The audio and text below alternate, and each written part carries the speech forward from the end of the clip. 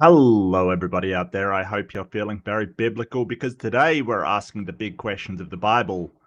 Is God just misunderstood, or is he the complete a-hole? Thank you so much for joining me, everybody. We're going to be continuing on here from our last episode where we just, I believe we just had the ark, striketh the mountain and come to rest upon the great peaks of Mount Ararat. So we will be continuing on with Genesis 9. Of course, every atheist, every non-believer has a Bible ready to hand, ready to whip out.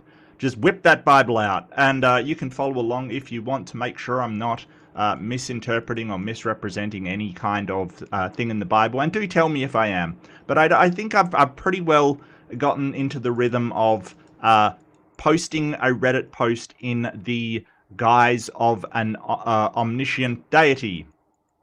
And that's one of the things that is surprising as we're going through this. An omniscient deity that is surprised by a hell of a lot of events going on around him, which is just very weird, very weird. But if you're joining us, we're basically doing so there's on Reddit there is a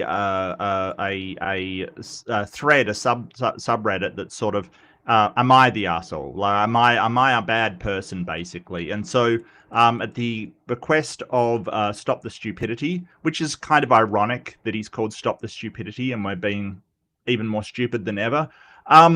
We're doing it from the perspective of a deity, that deity being Yahweh and Jesus, basically. So yeah, just grab those Bibles that I know you have at all times, over your heart, and we shall get into Is God the a-hole? Which, yeah, it's been pretty mixed so far. No, I'm 100% lying. It's been absolutely been a complete prick. Maybe when we get to Jesus, he'll be less of a prick. But whoever this character is, man, it's wild. So this next post, define feeling biblical. Well, how do you define feeling biblical? What, like that you might burn a bush? No, the innuendo is just getting out of control. I'm sorry. Sure, absolutely, Jinx. Skeptics Annotated Bible, absolutely that counts. Yes, absolutely, no doubt about it. Yeah, absolutely. Um, mm. So I just have a sip of coffee because I need it to deal with this absolute nonsense. But hey, that's fine. That's fine. Right. So our next post is from I Am Yahweh, and it says, "Am I the arsehole for setting new rules for humanity, putting a rainbow in the sky, and then not stopping a serious family incident?" That's a lot of information all in one. Okay. So it is a long story, but I was forced to flood the world after it got well out of order and saved this one guy, Noah, and his family. So this is the thing about the flood narrative in the Bible. It's not just one sort of one verse or whatever. It takes up a lot of verses, which, okay, fair, major event, but still it is a bit much. After the floodwaters finally receded and everyone left the boat, I addressed Noah and his family directly. Yeah, which is kind of weird because all throughout this Old Testament, he's like just generally talking to people and telling them stuff and directly asking them and just he's everywhere. And it's kind of weird that that's not the case anymore, right? That's not the case. At this point, they were the only humans left, which meant whatever came next would be a fresh new start on the world. Yeah, probably a fresh new inbred start on the world is what I would imagine, but for some reason, that's not a problem, and I don't know why. I mean, you can look at Adam and Eve, right, and say, hey, their genetics were pure or whatever. Like, I don't know what that means because that's not a thing. But that's sort of what the Hovens of the world say, the apologists, the young earth creationists. Oh, they had these pure genetics. But what's the excuse for Noah and his family? There was 8 people. That's okay. Maybe it's not as much inbreeding as Adam and Eve, still a hell of a lot of inbreeding. Like, seriously. And, if you say, oh, well, their genetics were pure as well, what happened there? Because when God flooded the world, there was a whole bunch of evil people around. So they couldn't have had pure genetics. And I don't even know what that means in the first place. So it's all confusion. Like, for God not being the author of confusion, it's very strange. This is very strange. I told them to be fruitful and multiply, and to fill the earth again, while all of the animals on the earth would be food for them. Presumably after some sort of generational delay, where they allow the pairs of animals to mate. Because if they went, oh cool, they're food for us, that's awesome, and proceed to kill the last 2 badgers that were on the ark, that could be a problem. So presumably God had this underlying sub-command that wasn't mentioned in the Bible that was like, yeah, but wait for them to reproduce a significant amount, please, or else, no badgers. I don't know. But there's something really wacky about this story, because they're like, be fruitful, multiply, and all the animals on the earth will be food for you. There's a problem there, right? Like, if you've only got 2 left and you're trying to increase the population, just saying. Presumably he said wait a while and they had explosive population growth. I don't know, but there's, like, how anyone could read this and think it's real is just beyond me. I think this Reddit post is made up. I think this is a fake Reddit post. It can't be real. I was clear that consuming meat with blood still in it was not acceptable. I don't know why. I don't know why. Maybe reasons. I also laid down a serious boundary regarding humans killing one another. If someone took another person's life, there would be accountability. That may seem harsh, but if one human took another's life, their life should be taken by the other humans. Yeah, no, there's a problem with that, right? There's definitely a problem with that, which is weird because in the Abel and Cain story, God kind of points out the problem. If we kill people that kill others, it just ends up being retribution on both sides. That's how wars start. Like that's a fair point. Like, if you have somebody unjustly take another person's life and then they take their life and the other people think that's unjust, that will eventually turn into a war.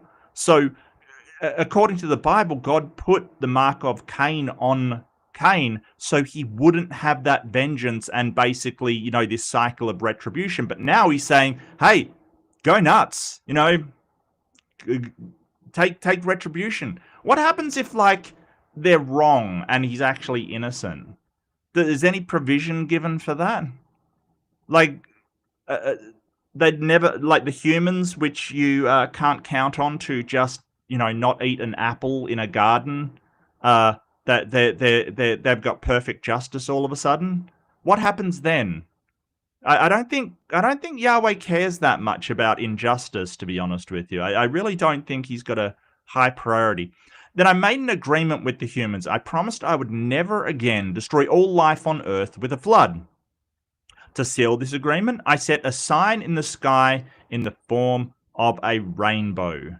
Every time it appears, it was meant to be a reminder that total destruction by a flood would not happen, even though humanity would still be flawed. Now, I have questions, because does that mean that no rainbows existed before the flood? Does that mean that, like, rainbows just didn't happen? There was no... It's very, very weird. Because on one hand we've got, well, a rainbow is the, refraction of light through, water droplets and moisture in the air. And the other we've got, oh yes, it's a sign that we won't be drowned by an angry God. I don't know which one is true. Did he also make it so that, a prism would split light into the rainbow as a reminder? Is that a reminder too? Or is that just something that happens incidentally. Like he put the rainbow in the sky, but as a knock-on effect, a prism would also split light into into the colors of the rainbow for some reason. I don't know. It doesn't make any sense to me. Someone explain this to me, please. I don't know why. Right? Like, you know what I mean by prism? That triangular thing that uses the split light into it. It refracts it into constituent colors. Was that a reminder as well? Is it like, yeah, I'll give them a reminder every time there's a rainbow in the sky and some idiot holds a prism up to light? Like, I don't know. It's kind of weird. Okay. And humanity would still be flawed. Yeah, I think humanity has, like, even if you take the Bible as true, humanity's been flawed throughout the entire damn thing. And presumably God knew that at the start. So, yeah. Things got really awkward after that. Noah planted a vineyard, make wine, and got drunk. Okay, so you can see where Noah's priorities lie. And look, I don't know who told him about wine, because I never taught him viticulture. First thing off, usually people go onto ships to get drunk, not like when they come off of them. But hey, what do I know? Maybe I'm doing it wrong. Maybe I'm doing it wrong. Maybe that Carnival cruise is, maybe the Mediterranean cruise is like people, recreating Noah's Ark story. I don't know. But it's weird. You get off a boat, you've had a bad time, just get drunk. Wow, seems like Noah was just really inventive when it comes to alcohol. He ended up naked in his tent, and although feel like I should have warned him about the binge drinking, I didn't think he would get blackout drunk. Look. I'm not hassling anyone that gets blackout drunk, but hey, it happens. You can't hold it against anybody. Noah just got damn drunk and naked. Look, I can't blame a man for sleeping in the nude. It's fine. It's fine. Like, it's fine. One of his sons, Ham, saw him like that and told his brothers instead of handling it with discretion. He could have done something, but chose instead to snitch, which I really dislike. Yeah, I don't know why. I think it's because he... Presumably... Jedi, don't be like this. Presumably he had them on the boat, and none of the animals ate them. Okay, because that would have been a problem. That presumably, or since there was an olive leaf, maybe olives and grapes in particular are, maybe they are, I don't know. Maybe they are immune to, maybe they're waterproof. You ever thought about that? I don't know. Maybe I'll do the comments afterwards. Yeah, so he doesn't like that he told his brothers instead of doing something. I don't know. Shem and Japheth covered their father without looking at their father's shame, which I appreciated. This is really weird. Noah woke up with a hangover, he lost his shit, and cursed out Ham, saying that his descendants would be slaves to his other brother's descendants. Yes, the Bible says that. Yes, the Bible says that.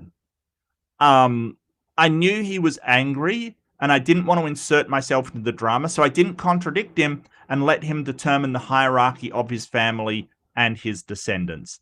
Now some people are calling me an arsehole because I didn't do anything and let Noah react in the way that he did. So am I the arsehole here?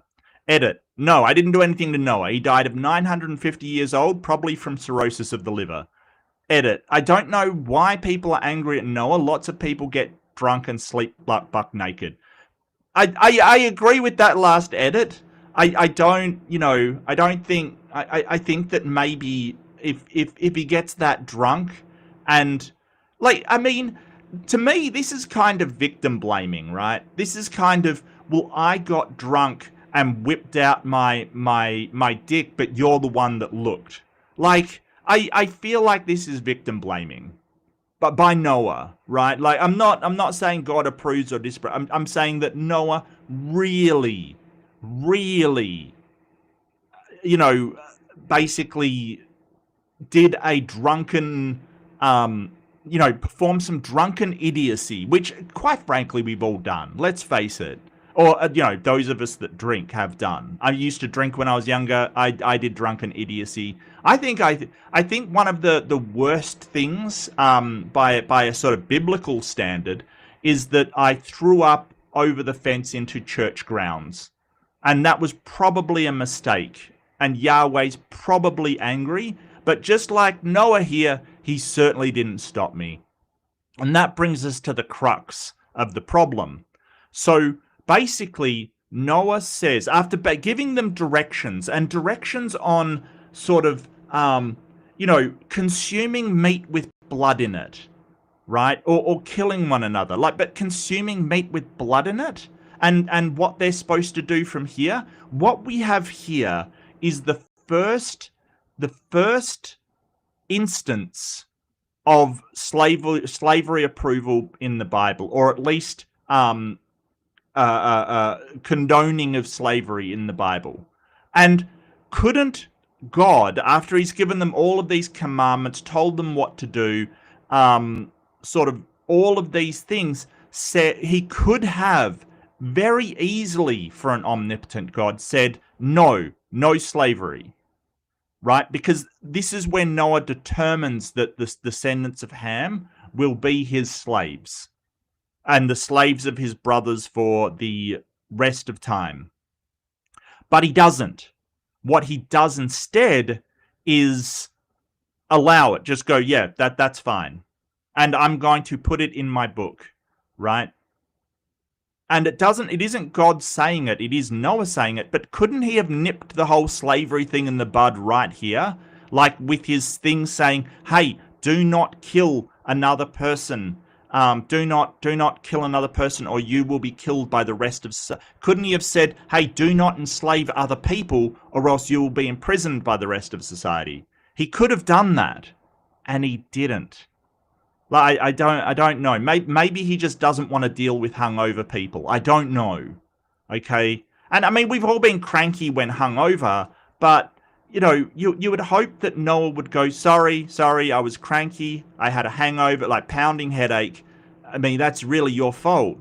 But really, it's kind of like, well, Noah's the one in the right here because he's the eldest. He's got the authority.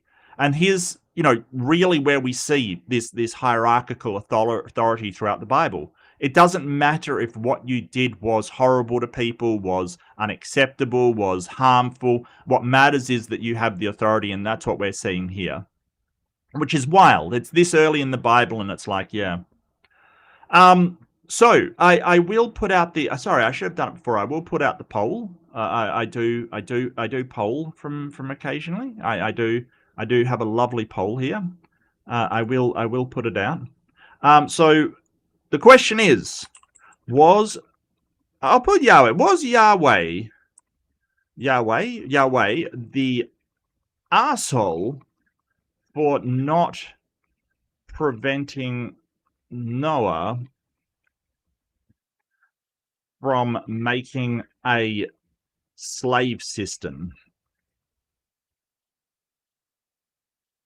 Might makes right. Well,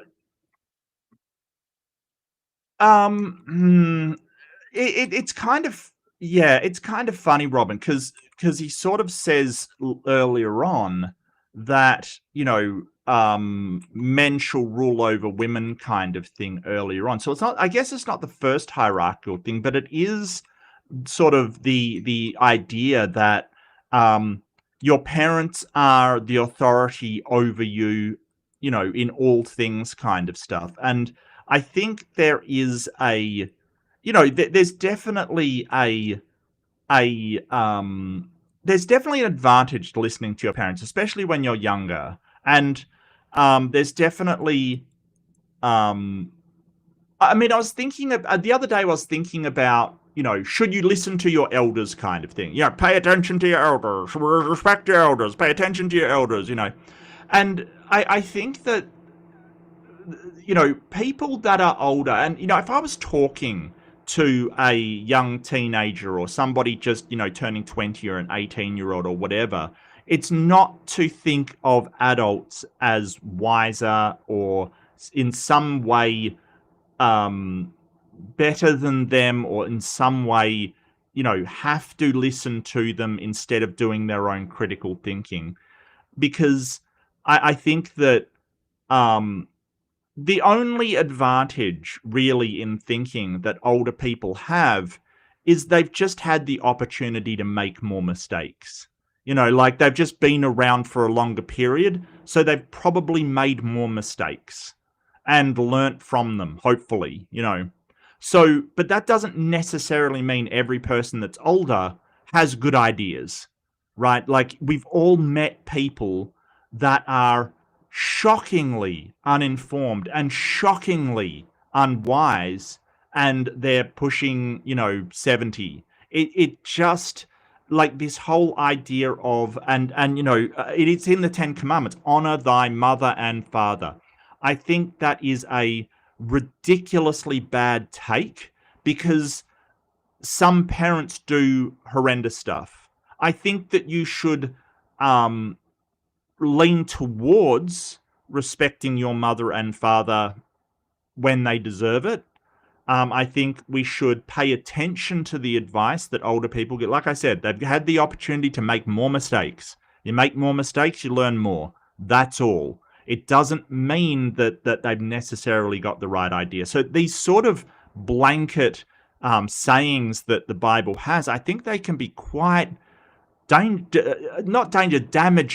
If someone is religious and they're Christian and honor thy mother and father, and their mother and father are really not good people, that is horrible advice. That's horrible advice. So, but I think that sort of, teaching children to be critical of adults' advice, to, maybe go and talk to multiple adults and, how to reason through who's got the better ideas, is way more important than just telling them to honor what any adult says. I mean, we've got to do that with children, because, we've got to say, hey, don't trust strangers. I think that also, don't trust, adults that are giving you bad advice as well. Don't just automatically assume they know more than you. I look at some of the problems in society, and I do know it. They blame Generation X and Generation Z and things like that. I think a lot of the problems are being caused by the baby boomer generation, the older people in society. So this idea that older knows better, absolutely not. There is the opportunity to gain a lot of knowledge by, making mistakes and learning from them. We shouldn't automatically assume that older people know better. It's not a good thing. I'm going to go through the comments now. I think that's a great question. I love that question, Jedi. Where did the great seeds come from? How much room, if Noah had to take also the seeds of everything on the ship, because it doesn't mention that, right? It just says he loaded up all of the animals on the ship, right? He just loaded up all the animals on the ship. What about the plants? What happened to the plants? It's a very good question. And I've heard sort of different things, apologetics from different Christians saying that he brought them all to did he bring the seeds on to be able to do agriculture? I don't think he did. I don't think it said that. But yeah, it's kind of a bit weird. And what's really weird is that why did God make plants, presumably psychoreactive, like marijuana, like cannabis? Why did he make them able to be distilled into alcohol? Why did he make some plants poisonous to us? Right, and they point at, it's the fall, and it's like, okay, but why? But why? Robin says, I have gotten drunk and wumped out naked. So have I. I gotta say, so have I. Not the same plant? It's not the same plant. I'm not sure what you mean by that. It's not the same plant. 950 years old. Yeah, so we've got some doubts that Noah lived to 950 years old, right? Especially if he was a habitual binge drinker. It's kind of just one of those things that they take on faith and they never question. It has been the case that figures that were revered in sort of ancient times were given a longer lifespan. You know, they walked the earth for X amount of time. So the prism effect is from a previous covenant wherein God promised not to wipe out life with glass triangles again. Oh, I get it. Okay, fantastic. That the Bible was silent on that one, Ember. The Bible was silent on that one. But didn't God want people to be naked? He only made clothes after a fashion show in the garden or something, right? Right.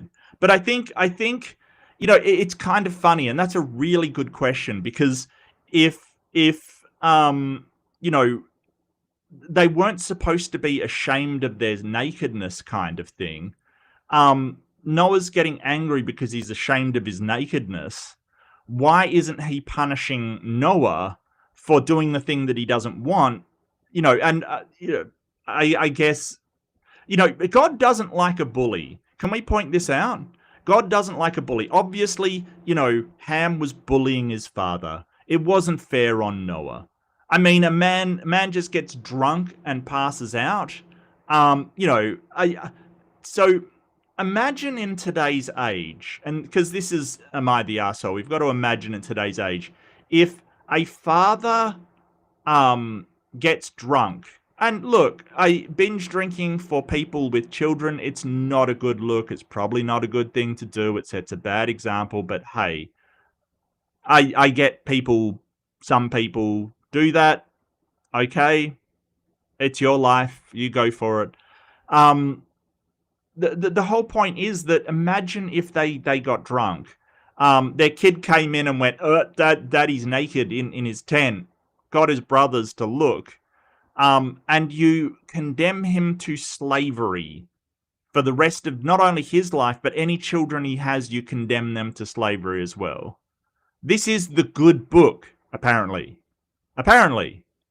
The good book. Wild.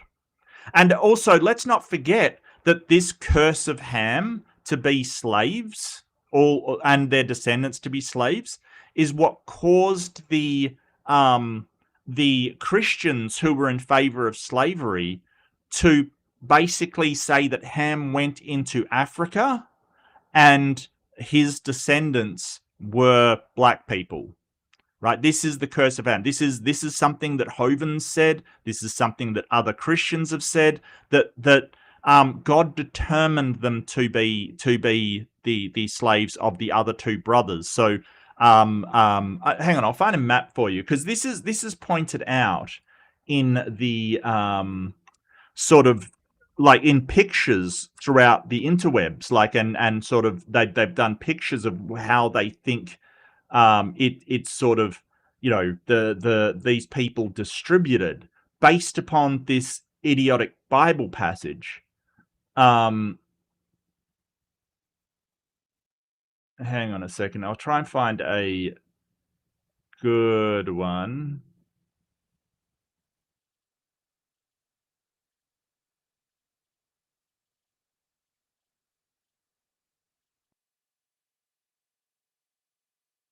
That doesn't have the same spelling. Interesting.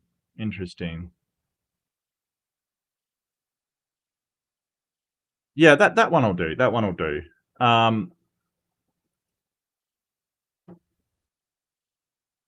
Open image. Yeah, so this is the kind of thing that they made up out of those Bible verses, right? that the Tubal, the defense of Japheth, went to the north, the Shem went to the east, and Ham went to the southwest and into Egypt, kind of thing. So that's why black people are slaves.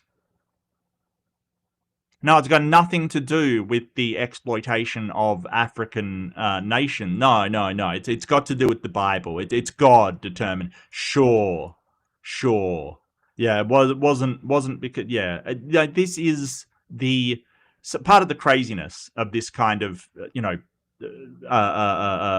fundamentalist view of the Bible. It allows you to do things like this. Okay. Okay. What do we got?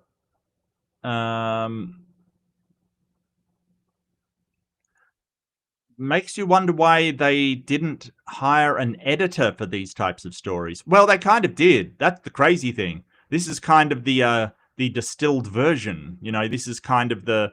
But I mean, they were trying to keep it as accurate, the translations to as accurate to the original as possible. But we know there's books of the Bible they left out. We know that. I don't think it's might makes right. I think it's I think that in the past we've had a much more hierarchical structure based upon, um, you know, age and, male versus female.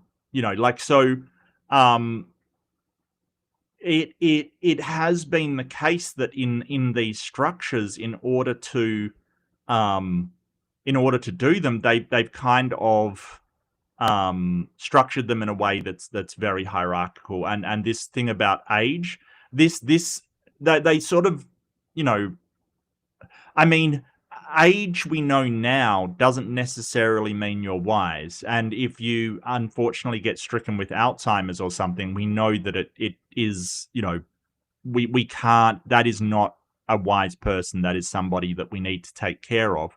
But in these days, there wasn't a lot of um, understanding about that.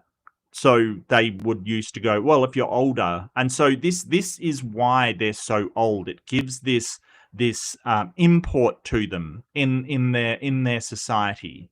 So if you go, oh yes, but my father lived till he was 700. He was 700 when he passed away. Not only does it sort of say, hey, my bloodline has some sort of, virility, but also the older the better, basically.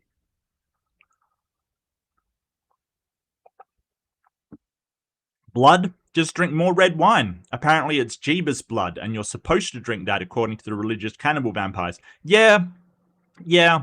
They've got some real funny ideas about blood, kind of thing. Like, it's really wild that a modern religion, in the Old Testament, it's like blood's bad. Don't drink the blood. Don't do the blood thing. But um, you know, and in the New Testament, it's like the blood will wash away your sins. I mean, that is a blood cult. That is basically saying, hey, the blood of this person will wash the sins away from you. Pretty wild. In the Old Testament, it's all burn it with fire. You know, burn it with fire. Burnt offerings, burn it with fire. The burning bush, it's all flame. In the new one, it's all blood, and it's kind of wild. But people had funny ideas about blood, kind of thing. Like they did, because they knew that if a person loses enough blood, they will die. So there's got to be something powerful, something about life in blood, which we know isn't really the case. It's just that your organs shut down when, your heart shuts down when it can't pump it. Like you lose blood, you die. It's not because it's got some kind of magical potency about it. It's because it carries oxygen around your body. We can sort of fake a circulatory system by putting people on, machines and things. It's not a problem. Well, I mean, it's a problem, but it's not, it's something we can do. It's not magical about it. You can't. I always wondered, Like, yeah, anyone's ever see that show True Blood? It wasn't bad. Or the first seasons weren't bad. I kind of dropped off of it after a bit, but it was a good first season, a strong first season. It was a good show for the most part until it jumped the shark. But I always wondered, can the True Blood wash away your sins? Like if you're doing a blood offering or something in your cult, will True Blood suffice? Will that placate the god? I mean, there's vampires and fairies running around if you haven't seen it. So presumably there's some gods and stuff running around somewhere. Does that, if you perform a blood sacrifice to the vampire god, does True Blood count? I wouldn't think so. I wouldn't think so. I saw someone recently refer to him as Yahtzee recently, and I like it. Yeah, okay. Yeah. That might get confusing, though. And plus, whenever somebody says Yahtzee, there used to be a games reviewer called Yahtzee. I think he did work for... what did he do work for? Who did Yahtzee do work for? He also wrote a couple of books, I think. I really liked his videos. He was, Yahtzee Croshaw. He was a journalist and a games journalist. He did it for... I can't remember the name of it. I haven't seen him in ages. Zero Punctuation. Yeah, he produced for the Escapers. Zero Punctuation. You remember that? That was cool. So he was called Yahtzee because that was his gamer tag. Unless your father is a drunken idiot. Yeah, one could argue. Like, here's the thing. Like, if your father gets drunk and gets buck naked, I mean, he's in his tent for a start. You could make it a learning experience for your son and saying, hey, there are consequences to your actions, and if you get blind drunk, you may end up in an embarrassing situation. Look, we've all been, like, if people that have gotten drunk, I think we've all been in an embarrassing situation, right? Like, that's the thing. And saying, hey, there's consequences for your actions, and if you do drink, you might find yourself buck naked in a tent with your sons laughing at you. And reassure your sons, hey, I love you all, but no, instead it's this one child gets to be a slave. It could be a learning experience. Hey, Joe. So, look, I talked to Joe recently. I don't know if the video came up in my club, but I have a fantastic conversation with Joe. It was really good to get his perspective. We were talking things America, things politics, kind of things about, the current YouTube situation on how people are... Fantastic conversation. Go check out Joe. Really, really fun time. In fact, if there's a mod, I would love you to... I would really appreciate if we had a link for him. If not, I'll grab a link myself.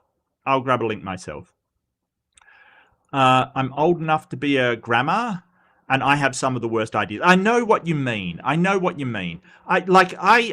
look at... If any sort of, young man or woman came up to me like 15, 16 and said, oh, I need your advice on this, you seem so wise. It's like, well, keep in mind that I simply have been around a longer time than you, so I've made more mistakes. It doesn't make me any inherently wiser. It just means I've had an opportunity to fuck up more. I have fucked up more and hopefully learnt from the experience. It doesn't make my ideas any better than yours. That's all. And my, like, advice we should always take with a grain of salt. People are like, oh, you need their advice. They give the best advice. Well, not necessarily. I think advice is really a sort of... I think it's drawing upon kind of a nostalgia, right? Like, it's like... when you give somebody advice, you're kind of looking back to a mistake that you made and said, oh, wish I had done this instead. I wish I'd done this thing instead. But we never really know the outcome of the thing we didn't do. So I find it to be better to give advice that's like, well, I did this and it worked for me, but that doesn't mean it'll work for them either. So we always have to take advice on what to do to be... take it with a grain of salt, especially when it's somebody who is being sort of a life coach kind of thing. Like I really worry about people pretending to be and have these lives. I covered in one of my fundamentalist fails a group that was pretending to be successful in order to sell life coaching. And it was a worry because there was definitely people buying into this. And, I don't think it's necessarily a good idea. I think that maybe, don't get me wrong, life coaching can be really useful for people. Sure, absolutely. But do take it with a grain of salt and make sure that they have either qualifications or something to, they're not portraying, because some people try to get successful by pretending they're successful and then selling people the keys to their success. And that's just gross. They have been involved in bad thinking for longer. Yeah. And we can fall into these patterns. You can definitely fall into making bad decisions and then repeating them. So being older does not necessarily mean you're making better decisions. That is not the thing. Yahtzee, I like that too. Yeah, I mean, I like it as well. Hello, Rubrics. When in doubt, ask a librarian. Sure. It probably is a lot more useful. Yeah, probably a lot more. But it used to be the case, right, that when you go to a book, you're getting an expert opinion. That is not the case anymore. I think when in doubt, ask a scholar or ask a university professor or ask somebody that actually has knowledge, because anybody can write a book about anything. This is the thing that annoys me about these fake experts coming from the young earth creationist side, because they'll write a book and declare themselves an expert on it because they've written a book, and that is not what makes you an expert on the subject. They haven't displayed any level of proficiency. And Donnie, I'm looking at you. It's just, you can't just declare yourself an expert for writing a book. Anyone can write a book. It's the people engaged in actual studies, practical information implementation, teaching it to other people, and really the ones working within the field that are the experts, not just somebody from the sidelines writing. And don't get me wrong, those people do write books as well. And don't get me wrong, books are incredibly useful. And, I don't think that reading any book is bad. It's just you have to be aware that anyone can write a book. So if someone says, hey, this is true, it's in this book that this guy wrote, Donnie Badinsky wrote a book. I can write a book. It's not a huge thing. Yeah, stop stupidity. All good, man. Don't ever apologize as well. Look, this may be a rule for my channel. Don't ever apologize if you can't be here. People have lives. I get it. Like, it's all good. It's all good. I do not apologize to me. Okay. I love your company. I love your faces being here, but it's not something I expect. Okay. I am grateful that you choose to spend some time with little old me, making fun of the Bible and trying to think clearly on something that is obviously was not thought clearly about in the first place. I'm a grandpa 6 times already. I definitely feel old. Yeah, I don't know. I think age is sort of just a fool's choice. I get that you have the physical breakdown of all your age, but it's important to keep that inner child, right? There's nothing better than seeing a grandpa taking great delight in doing something young, like feeding ducks or, playing with a train set or something, like that kind of thing. And I think that society takes away permission for old people to feel young. And I think that's a shame. I think that's a real shame. I think that, we should encourage, and I think that's why grandparents and grandchildren, the sort of great relationship that they have is that, the grandparent has made that many mistakes that they're good for the child, and the child, they allow the grandparent to indulge in a bit of that that sort of, that youthful energy and that sort of playfulness. I think that it is a real shame that we expect old people to be, venerated and restrained and all of this stuff all the time, when all of us need to indulge that inner child a bit. We all need to play. We all need to, muck around. We all need to joke. We all need to have this kind of levity. I think it's a shame. I really do. Well, he obviously didn't save the gopher wood trees. Well, we don't know, Robin. We don't. Okay, so Robin's making and I must admit, I think I missed that in when I wrote the actual construction of the ark one up. So it's a good spot. So the ark was apparently made of gopher wood. And if you're unfamiliar with the Bible, it says, Noah was told to make the ark out of gopher wood. And nobody today even claims to know what gopher wood is. This is a thing that we have no idea what we're talking about. And a lot of apologists go, oh, it was this wood because it floats really well and things like that. It'd have to be this. Nobody really knows. So was it a tree that existed that now doesn't with extreme buoyancy capabilities? Maybe. Who knows? Nobody knows. Maybe. You could be right. You could be right, Robin. It is a now extinct tree from before the flood that had almost supernatural boat building capabilities. I don't know, but hey, it's as good a guess as any. You're right. Kentucky Ace says, I'd gotten naked and woke up drunk. Yeah, man, like you do you, buddy. You do you. Although, yeah.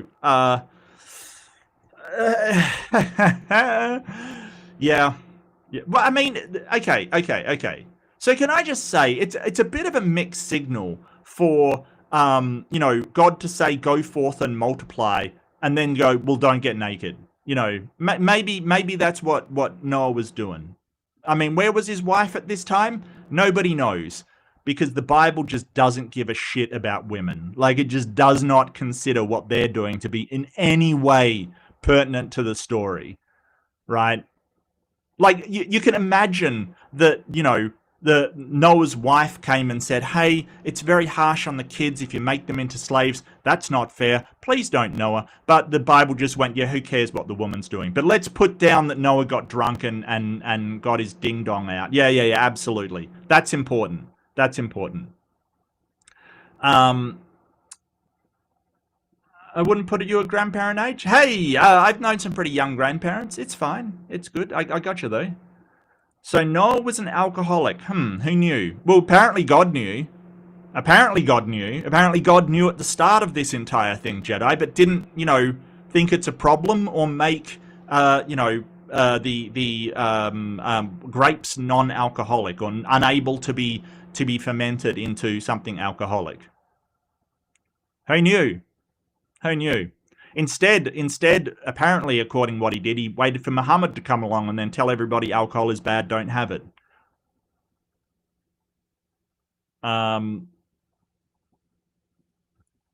Would it be a garden or Eden creature? Oh, couture. Isn't couture a haircut? Are you talking about clothes? Is couture clothes or a haircut? I can't remember which one it is. Is it clothes that you're talking about? Yeah, fashion or high-end fashion. Gotcha. I know what you're talking about. Cool. Yeah. Sorry, I just had a memory blank on that actual word. Garden Eden couture. Well, so I think garden couture would be the fig leaves, right? The fig leaves that God placed over their shame. And I think that Eden couture would be the hides that God sewed for them, right? So garden couture, because it's leaves, fig leaves, all very, very au naturel. And sort of into their Lady Gaga phase, they had Eden couture, which is the sewn hides. I don't know why I said Lady Gaga. Probably because she wore meat as a fashion statement. Fun fact, grapes were first domesticated in 2 regions adjacent to the mountains of Ararat, but didn't get into the Fertile Crescent for over 1,000 years. Oh, interesting. Interesting. Hey, Skeptic Philosophy, good to see you. Let's see. That's why the people in the middle speak Shemitic languages, see. Yeah, yeah. And I mean, all of these names sort of tie into I mean, they change significantly, but yeah. But, you know, there's no reason to think that there's certain tribes out there that deserve to be enslaved because one brother saw their dad's dick. Like, that is the weirdest slavery apologetic I've ever heard in my entire life. And it's being made by the Bible. You know, the good book, presumably. Wow. Yeah, I mean, grapes do well in arid environments, probably time. And sort of so our best wine industry is in South Australia. I think that would be sort of undisputed. The Barossa Valley wines, they're very, very good. You know, I'm not a wine drink. Well, I'm not really a drinker at all, but they're very good. Apparently, we in Western Australia we get mostly our wines from Margaret River, which is also known for surfing. So if you like surfing drunk, boy, do I have the place for you. And that's also where Tim Minchin grew up, was Margaret River. So there you go. There's a bit of trivia for you. Grapes will grow dang near everywhere. Yes, but they do better in arid temperatures, I believe. I'm not a viniculturalist, but one by land. Oh, some grapes. Anyway, some are kind of picky. That's true. That's true. Some are better for different climates. Sure. Knowing how much of food a zoo goes through in a week, it's not clear what they all ate. So getting drunk after surviving that floating zoo cluster show may be understandable. Well, yeah, that's true. That's true. I mean, I can't, definitely getting blackout drunk and buck naked may be a coping mechanism. I don't think it's a sustainable long-term one, but you can understand why he did. You know, maybe it was just being cooped up with his family for that amount of time. You know, I don't know. I don't know. Maybe he just, I mean, presumably he did a year without alcohol because he wouldn't have been able to grow the grapes on the ark. So presumably he went cold turkey for a year. So I don't know. Well, some of might makes right. Yeah, no, I get you. Yeah, only in this power dynamics was locked the victim after getting drunk and having sex with the daughters. They are the bad ones, right? This power dynamic of the parent, the elder, is the one that is in charge, and the man is the one that is in charge. Absolutely, and the Bible has that. I mean, that's not the only story of that skeptic philosophy. There's a whole bunch of stuff that is horrible where they basically just blame the women. You know, it's horrible. I've been involved in various bits of agriculture. Okay. Yeah, I am not a plant guy. I mean, you can probably tell my skin's not green. Joke, joke. But like I have trouble keeping cactus alive. I am not good at gardening. I really am not. I don't enjoy it. And that's fine if you do. I totally get you if you do. More power to you. I'm just not into it at all. I would rather not have a garden. Yeah. It was a good show, but it did get a bit odd towards the end. Oh, you mean True Blood? Yeah, no joke. Yeah, absolutely. Hello, NetTube user. Good to see you. It was a great conversation. No, I agree. I really enjoyed talking to you. And I mean, I'm gonna watch your video. You just Joe just came out with a video about the whole Epstein thing, and I have been not binge watching it, but watching way too much about that from different people, and it is like why. Okay, I'm not going to talk about it on this because I'll never shut up. I will never shut up. But there's something so wrong with what is going on there. Like it is, look, okay, just real talk to everybody. If you're out there and you feel like, the politics are nonsensical to you, you don't understand anything that's going on with this entire ordeal. It seems absurd what is happening.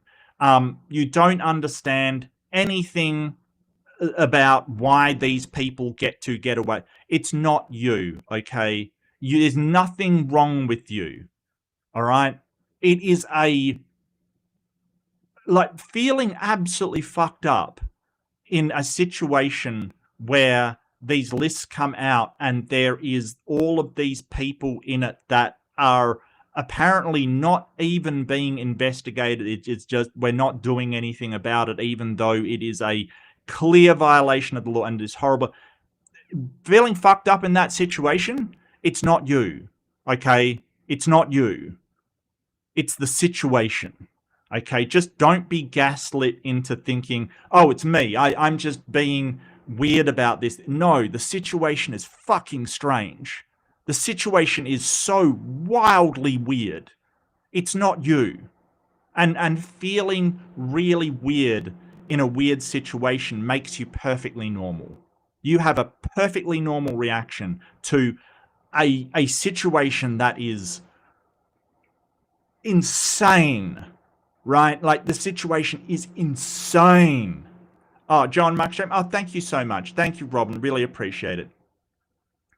Yeah, if you feel like you are insane in this current political situation, everything going on around the world, it's not you. The situation is insane. You're perfectly normal. I just want to reiterate that. You're fine. It's the situation that is insane. No, it's not. Even flat earthers write books now. Right. Like, self-publishing's a thing. I think since the sort of advent of literature, there used to be a time where a publishing company wouldn't publish if it damaged their reputation, because the only people that read books were the upper class and people with money, because they were the only ones that could afford it. So the publishing company's reputation was really important to it. Like, if you were going to publish some slop, that was really, not well respected, you wouldn't do that, because it might damage your reputation with these people that bought books, and you would be seen as a poor company. But now it's just sort of, it's fine. They will publish literally anything. As long as they think they're going to sell books, they don't care if if someone wants to publish something as nonfiction and they think it's a whole load of bullshit, if they think it will sell, they will still publish it, because they're just interested in making a profit. I don't know. You can be a kid. I love it, probing. I love it. Yeah, it doesn't matter whether you're a grandpa, whether you're a 20-year-old, whether whatever. You have to have the ability to be a mature, responsible adult, like when called for, when you need to be. But you have to indulge that inner child to be silly and absurd and have fun occasionally, because that's healthy. That's what we need. Job 28. Read it now. No. We're going through the Bible. We're doing a Bible read. I don't skip round sessions. Like, we're not skipping stuff to go to what you want. No. Don't be sorry you're late. Oh, look, another grandpa. Hey, all good, Mighty Phil, but we're just talking about grandparents indulging their inner child and being silly and stupid and absurd. And I hope you do too. Buck naked is my alter ego. Look, I've said it before on this channel. This is not new information, but I do sleep buck naked. Okay, I do. It might shock you. You might be aghast. I have been asked, like, if you sleep buck, what if somebody breaks into your place? Okay. They not only have to deal with a very angry Australian, they also have to deal with a very angry buck naked Australian. Yes. You'd be amazed at the amount of people that don't want to get into a fight when the other person is naked. Okay, it's one of those things. It's one of those. I only see it helping me, to be honest with you. I only see it helping me. Yep. They can't sell them globally. That's for the flat Earth books, is it? Yeah, no, flat Earth books are sold all around the globe. Job 38. You're scared. That's actually incorrect spelling for your, but thank you. Thank you. I don't know what I'm scared of, but presumably I'm scared. Presumably I'm scared. Yeah, they only released. Yeah. Yep. Yes. I agree with you. If that's what they've released, and I'm not going to get started one by land. My apologies, but I could go on forever about this stuff. It's not really a political channel, but what I think is, well, if that stuff, that last stuff, was the stuff they're prepared to release, and like, what are they keeping back? That is that going to be worse or better? And I can only think it's going to be worse. So they see me naked, exactly, Mark. Yeah, exactly. Maybe if I'm a criminal, a guy running at me is I'll deal with. A naked guy running at me, yeah, that's even worse. That's a lot worse, in fact. Look, I have been broken into. I was not sleeping. Okay. Look, tell me in chat if you want to hear the story of when Mark was broken into and came face to face with a home invader. If you want that story, I can tell you about it. I'm not doing a poll for it. Yeah, you're not the crazy ones. Absolutely, Robin. Yeah, this is it's just weird that the government try to gaslight you into, oh, you're crazy for wanting to chase up on this and I'm best. No, we're not going to be gaslit. No, absolutely not. Absolutely not. Yeah. We may need a flood for this shit. Yeah, no, I get you. I get you. Look, just a localized flood in and around the White House would be great, because that seems to where all this information is coming from. I mean, the president of the United States in these files, or the half of the files, like 35,000 mentions, he's up to his neck in it. But anyway, I'll move on. Do we want to hear it? Yes, of course. Really? Okay. So I was living in a townhouse in a suburb of Perth called Highgate. It's kind of bordering the city, or the central business district, like the CBD, the inner city. So it's kind of, it's not suburbia, but it's not city living. It's sort of in between. So there's a lot of townhouses, a lot of sort of apartments, or combined living. And I was living in this place with two friends. Basically, it was a share home. And I was just doing the dishes one night, just the standard stuff. I was doing the dishes, just standing in front of the dishes, and I heard a noise from upstairs. And usually when you hear a noise in your house, you're like, oh, it's somebody, right? I gotta be prepared. I've gotta do something. And this time, though, I went, oh, it's probably an open window. No big deal, right?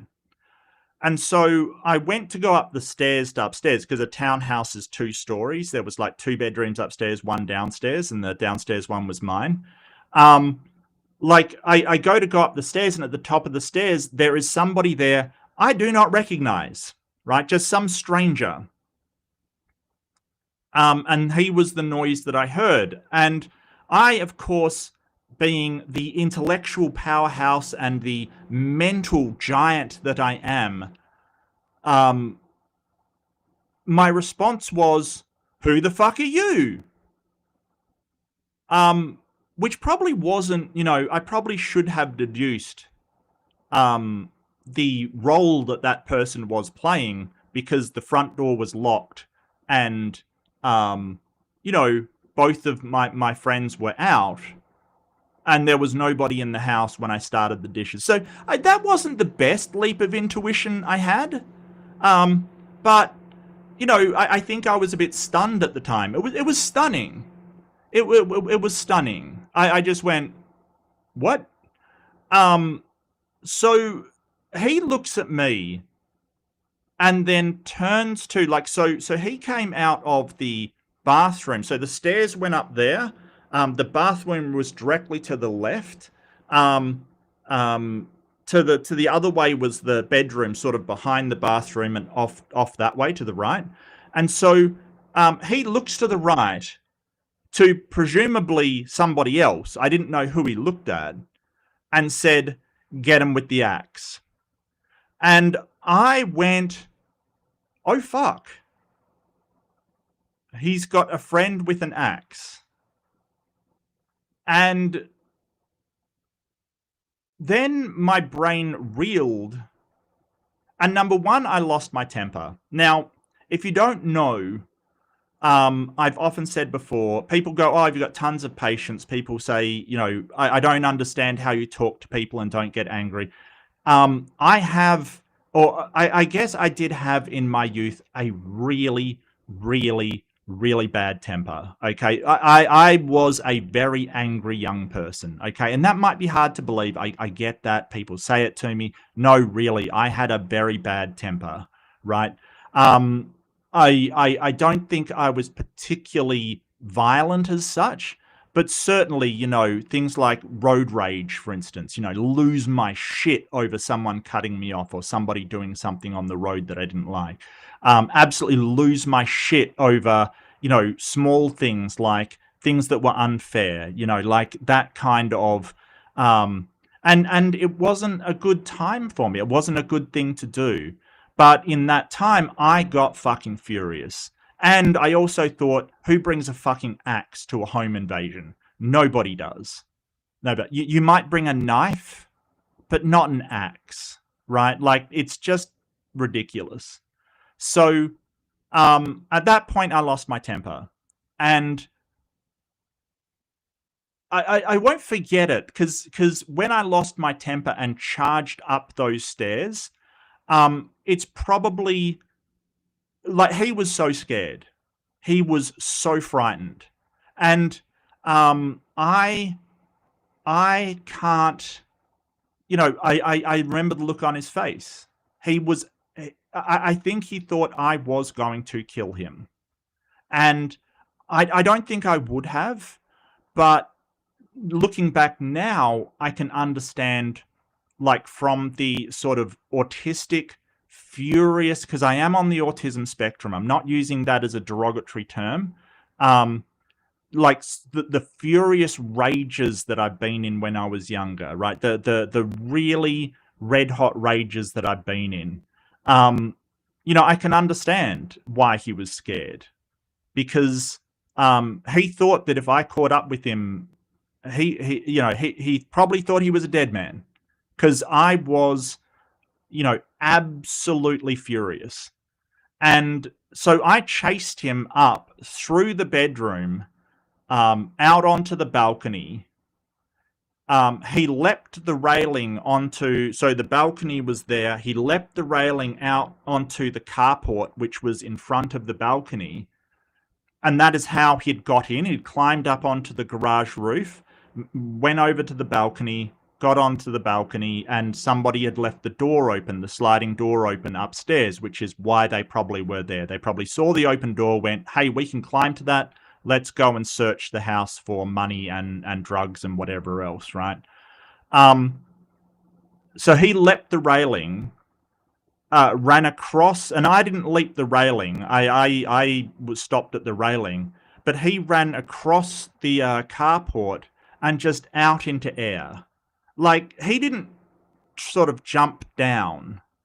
He just did sort of a Wile E. Coyote, and I know that sounds funny, and looking back, it was just such a messed up situation, because he just ran straight into air, right? I don't know if he didn't know the carport was coming to an end, or whether he was so frightened he just didn't take the time to climb down and rather just jumped off the balcony, off the carport roof.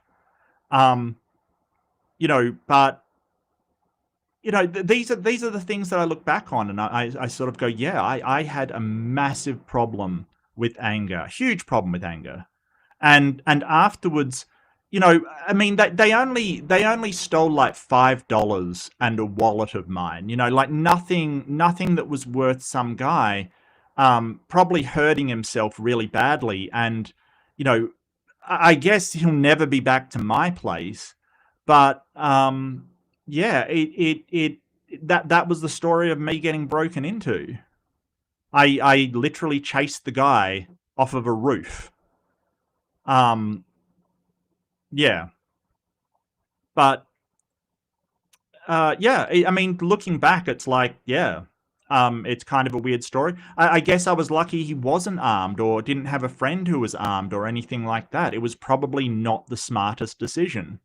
Um, but uh, you know, and I don't know. It's just that's the story. And my friend got back, and I was like, "You idiot! You left the upstairs door open when you went out. Like, you can't do that in that area." So yeah, I don't know. I liked that wallet and I lost it, but that's okay. Um, I don't see. Yeah, I got you, Kelly. Kelly, so good to see you. I got you. I got you. But you know, I think there's a place for that, right? There's a place for, you know, letting anger control your emotions, and but when it's happening with things that are inconsequential, you know, that's a problem. And that was a problem in my life at the time that I had to do something about. So um a lot of the time when people go, "Oh, you're so patient, you know, you don't get angry, you're doing your thing." Yeah, kind of, because I know what I'm like when I actually get angry. And it is not a good thing under normal. Admittedly, that wasn't normal circumstances. I get you, but it is not a good thing under normal circumstances.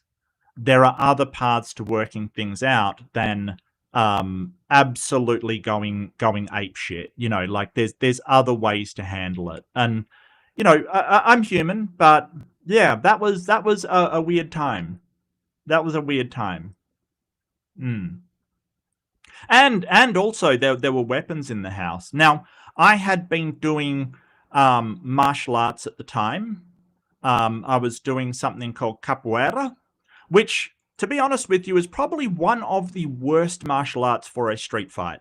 Okay, it's one of the worst. It's more an art form than an actual fighting form. And yeah, you can learn to throw kicks and stuff, sure, but it is not like, don't think it's MMA. It's not designed to be. It is really more of a dance um than a martial art. I'll put it that way. It's more like dancing than it is martial arts. But you know, I certainly could. I could throw a kick. I'll tell you that right now. I could definitely throw a kick. It is very pretty, and it's very cool. It's very, you know, it uplifts you. The music is wonderful. I did like doing it, but you know, look, it is what it is. It's not supposed to be a, oh well, I've got to learn to defend myself. Oh, I think I'll learn how to dance fight with capoeira. You know, like that is not a thing. That is not a thing. Um, you know, it's not like you can't use the techniques in some other form of fighting. But you know, I did kickboxing, I did capoeira. And so if ever I had to actually defend myself, you're damn sure I'd be using kickboxing, or mostly kickboxing. Now there's things I could use in capoeira, in kickboxing, but you know, it isn't something that I would lean back on, because it's more like dancing. Anyway, but it is cool and it's awesome. It's fantastic exercise. It really is good exercise. Okay, misinterpretations. I tell you what, when I'm finished, I'll try to send people over. I will redirect for you. Okay. Um, so yeah, I that's my home invasion story. Congratulations, you heard it here first. Yeah, who throws a shoe? Right, right. Like, nobody does home invasions with an axe. Like, seriously, seriously. And the poll says, um, God is the asshole. I think you're all expecting that. Yeah, this was sort of, yeah. No, you can't pull my hair in a fight. Definitely, definitely. That is definitely an advantage that I have.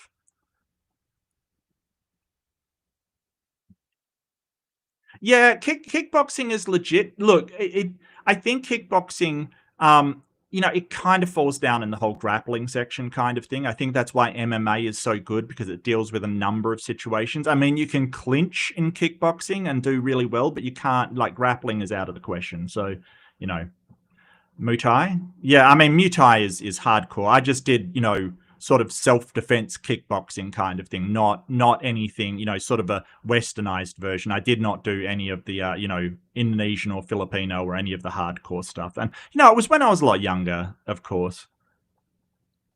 Yeah. Yep.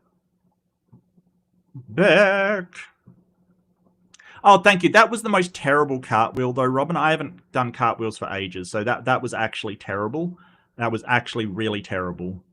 I'm sorry, it was.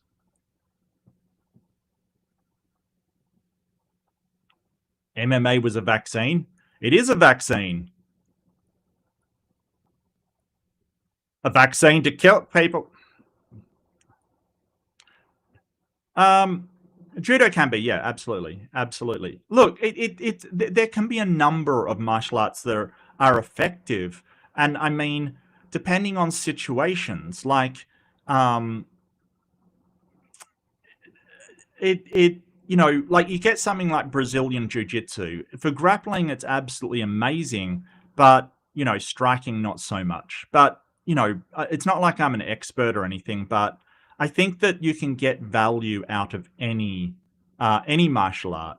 Just the respect for yourself, the exercise and understanding how your body moves and how to use your body. I think that there's much more to martial arts than just, oh, well, I can defend myself. I think that, you know, like any sort of art form, it definitely is. Okay, well, I will move on to the next one.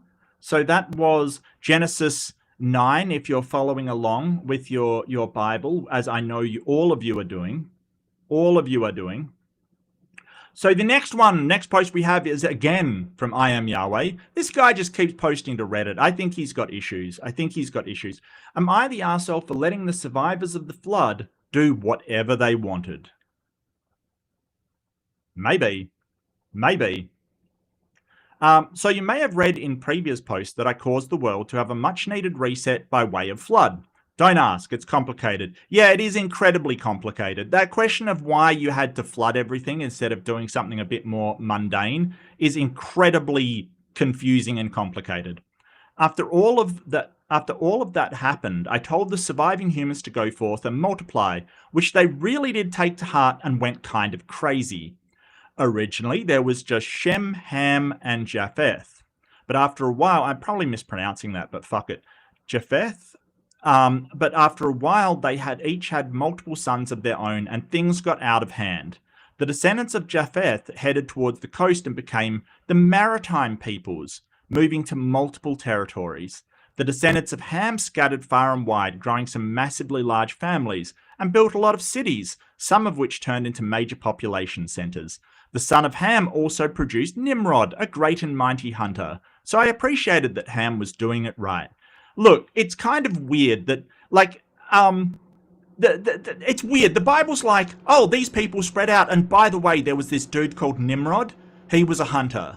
Good on him. And it's just like, why does Nimrod get this sudden shout out? You know, it's like, what the fuck? Just Nimrod is the one that, like, oh, and there was Nimrod. Don't forget about Nimrod. Why? What? And it's weird because, like, I thought Nimrod was like a slang for a nerdy guy. And in the Bible, it's like he was a great and mighty hunter. So that when, like, you go, oh, you're such a Nimrod, you're saying, oh, you're such a great and mighty hunter. Maybe if someone calls me a Nimrod, I should go, thank you. I mean, I don't hunt, but thank you. Shem's descendants moved to the eastern hill country and also multiplied, becoming the Semite peoples. Yes, or as Ember pointed out, the Shemite peoples. Yes, that's where the name came from, was from Shem, which then became Sem.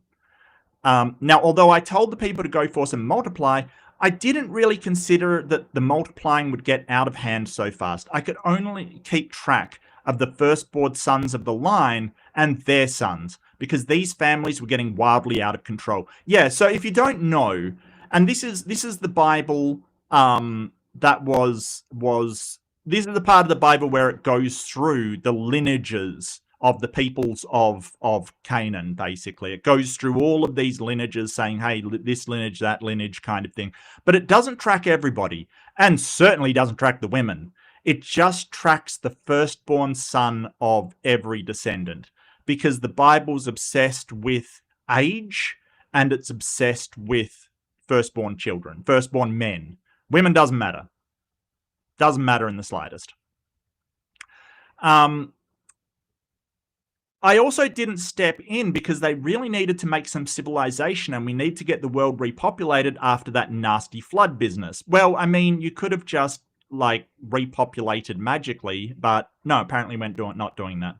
I now maybe think that I should not have just let them have as many children as they wanted, and I should have laid down some kind of rules on how to populate an area responsibly. I have been accused by some scoffers of being irresponsible with my advice to multiply in an unrestricted manner, but I cannot possibly see how this will cause problems in the future. Yeah, about that. Does that make me the arsehole? So, okay, so full disclosure, I wrote that in because population is one of those things where if you are a secularist or an atheist, and you understand about that humans are just another animal, and we are an animal. We're not a plant, we're not a mineral. Look, we're an animal, okay? We're not a fungus, we're not a plant. There's only 3 or 4 if you include viruses as life, but generally there's only 3. There's plants, animals, fungus, right? We're definitely down the animal track. We share all the characteristics that animals have. We're an animal, okay? And when you let an animal get out of control with its population, great things don't happen, okay? And I heard a lot of arguments saying, hey, if you put all of these people in this area, it would only make up the size of New York. If you put them shoulder to shoulder, all the people in the world would just fill up New York State. All these stupid arguments, because it's not the area that we're talking about. It's not like the physical area around us that we're talking about. We're talking about how much population areas can handle at once. Right. And there's been some amazing developments on that, the improvement of agriculture, the improvement of all of the other stuff. Like, I get it. There's been some great advancements, but we need to be conscious that we can't just unrestrictedly populate with no consequences. These things have consequences. But God sort of says, and this is the reason why there are all these apologists on the other side of the sort of secular spectrum, saying we've got to populate as much as humanly possible, babies, population, because God commanded them to. Now, call me old-fashioned, well, call me new-fashioned. I would rather go with the reasonable and rational consequences of an action than what a book says. And so really what I want to highlight is this is a problem, because just say the Bible is all true, to the letter is true. Repopulation may need increased birth rates, sure. But when we've got going up to 10 billion people on the planet, I think that sort of, go forth and multiply has been achieved at that point. I think that we need to sort of have a reasonable and rational idea of how many people the planet can support. And now I'm not advocating for eugenics or, any kind of, getting rid of the population. No, we can lower the population by just, not having as many children. And that seems to be a natural thing that happens when humans get high in population and they get a certain amount of development.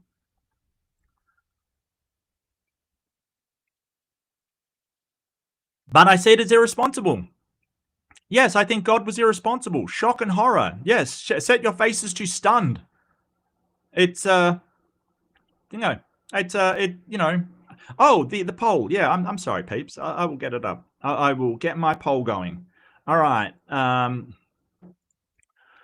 Was God wrong for telling people to populate the earth with no restrictions?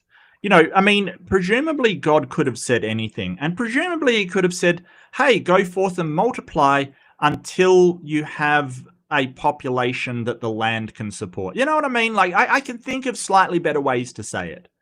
You know, I guess the problem with that is people would go, oh, God told us to, eliminate these people. No, no, like it's a god. You don't have to like be limited by, oh, but he wouldn't know how to phrase it.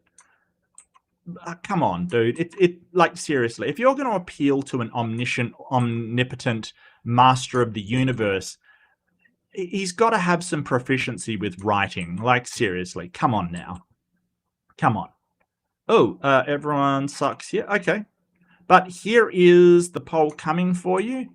Was God wrong for telling people to populate the earth with no restriction? Was God wrong for that? Do you think God gave bad advice? Do you think God could have done better? Do you think he was, maybe he was not being malicious, but maybe he was, it was not a good thing for him to advise people to do that. Maybe it was not the best advice for people. Maybe it was only good advice at the time, but God didn't explain himself very well, saying, hey, once you get to people overcrowding, guys, stop. The guys stop. As I think a comedian called Bill Hicks once said, can you just settle down on the breeding until we sort out this food air deal? And it's not so much the air, it's more the food water deal, in my opinion, because fresh water is going to be a problem. It's going to be a problem. There's already nations that are struggling to have the water. Now, I know that water in my state is a finite, precious resources. There's things we can do about that, though. We have water restrictions. Like during summer, there's days where it's very hot. You can't water your garden. You're not allowed to. You're not allowed to use water to water your garden. There's a thing where if you do water your garden, it's got to be at night, so the plants can absorb the moisture. It's better at night anyway, because the plants can absorb the moisture before it evaporates, but it evaporates so fast in the daytime, they won't even get it. So, but, you can get fined for watering your garden during the day here in summertime. And you might think that's reprehensible and all that kind of thing, but I'll point you to the other thing that we do is we have recycled water. We get wastewater, we treat it, we have this fantastic thing for treating water, and we reuse it. And if you think that's disgusting and stuff, you think that's horrible, you think that's awful, it's better than dying of thirst, right? Like, this is something we've had to do. So you may not be aware, if you live in a temperate climate instead of an arid one where I live, you may not be aware of the sort of lack of water people in arid climates have to do to make up their deficit. And it's okay. We've got some fantastic technologies to deal with it. This is the thing. We're very good at coming up with technologies to remedy these situations. But I don't think we can just multiply without limit and it's all going to be fine, right? We'll just do it. Like, I think that we've got to make a very, very rational and reasonable view of what will happen with certain populations. Look, we don't even have to say, hey, you don't have to have children. I get, like, okay, so the China's one-child policy was a disaster, right? It was an absolute disaster for multiple reasons, but mostly it was a disaster because of cultural reasons, because women weren't valued in their culture, and having a son was very valued. So they were basically, because you can only have one child, they were getting rid of female infants. Because if you had one child and it was a girl, then you wouldn't have a boy. And so that was a big problem, right? And now also, because of this on-flow effect, there's a lot more men in China than women, and there's a whole debate. It's a debacle. But that is one way to reduce the population. You don't have to kill anybody. You just have less children. And if you're having one child per couple, eventually you'll halve the population. There are costs to this, though.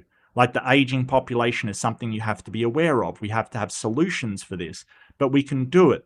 But sort of just going, hey, we can just multiply unto, hundreds of billions of people on the earth and there won't be consequences. I'm sorry, I don't believe that. I don't believe that. It may be possible with technology, but we have to take a reasonable sort of view of these things. We have to be realistic about what we do. We can't just go, well, God said to multiply, so it's all going to be fine. I reject that completely, obviously. Okay, let's go to the comments. What have you got to say for yourselves? Oh, there's been a super chat. Okay, I'm going to do that first as a priority because Jonathan Franz, thank you so much. You are my hero. Is your issue with people still obeying the command? Is my issue with people still obeying the command? I guess, yeah. I mean, I don't like if the world, if there was an extinction level event and someone in authority said, hey, go forth, we've got to make babies and repopulate, we've got to do that. I totally get it, right? I get it.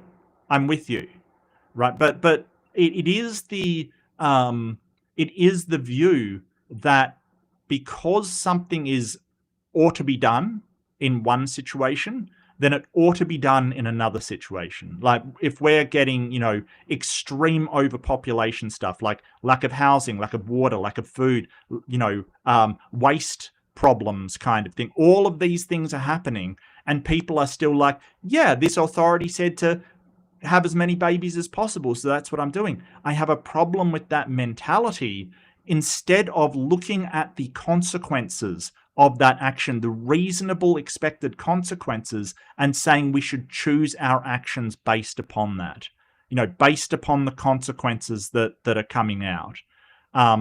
That level of sort of just, taking it as a given that because what an authority says, it must always count. I think it's a problem with a lack of critical thinking. I think it's a problem with sort of this wishful thinking over humans won't go extinct, or humans can't screw themselves up because the God is watching over us. I think that is dangerous thinking, because if you think that you can't screw everything up because a God wouldn't allow it, I think there's a problem there. That, hey, people aren't going to try to solve the ozone layer problem. They're not going to try to solve the climate change problem. They're not going to actually try to solve these problems because they think that a God will either A, swoop in and save all of the people, or B, won't allow it to happen. And I think there's a danger there because we've had a number of calamities throughout humankind that God hasn't stopped, hasn't even ostensibly tried to stop. So, I don't know. I don't know. I think it is a dangerous kind of thought that humans are fine because we have God. He's never stopped anything before that I know of. Let's see. Where are we going? But thank you for the super chat. I think it is a really good question. I think it's a really good question. I think that, yeah, I don't have a problem with people obeying it back then, but yeah, people obeying a command, even though the consequences are showing evidence of incredible detriment. Yeah, I think that's a problem. I think that's a problem. I think that sort of having the commandment of, honor thy mother and father, like we were talking about earlier, even if your mother and father are doing horrendous things, yeah, that's a problem. That's a problem. That's where we each have to engage our critical thinking to say, hey, is this a command worth following, even though it came from an authority?